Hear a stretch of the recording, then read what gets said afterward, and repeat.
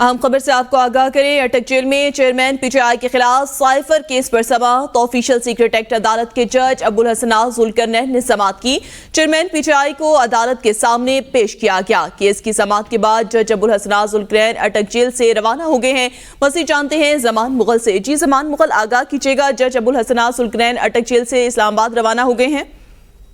جی بالکل، گزشتہ روز عدالت کی طرف سے مراسلہ جاری کیا گیا تھا کہ چیئرمین پی ٹی آئی کو رہا نہ کیا جائے کیونکہ وہ سائفر کیس میں جوڈیشل ریمانڈ پر ہیں، اور بعد ازاں جو چیف منسٹر نے جو ہے وہ آرڈر کیا تھا اور اٹک جیل کے اندر ہی سماعت جو ہے اس کو کرنے کی ہدایت کی گئی تھی، جس کے بعد ایڈیشنل سیشن جج ابوالحسن ذوالقرنین جو آفیشل سیکرٹ ایکٹ کی عدالت کے جج بھی ہے، وہ آج اٹک جیل گئے اور وہاں جا کر انہوں نے چیئرمین پی ٹی آئی کے کیس کی سماعت کی۔ اور حیران کن امر یہ ہے کہ پورے کی پوری سماعت جو ہے وہ چونکہ ان کیمرہ تھی، کسی قسم کی کوئی ذرا سی خبر بھی جو ہے وہ باہر نہیں دی گئی، اور ان کا عملہ بھی کچھ بھی بتانے سے گریزا ہے کہ آخر کارروائی کیا ہوئی ہے۔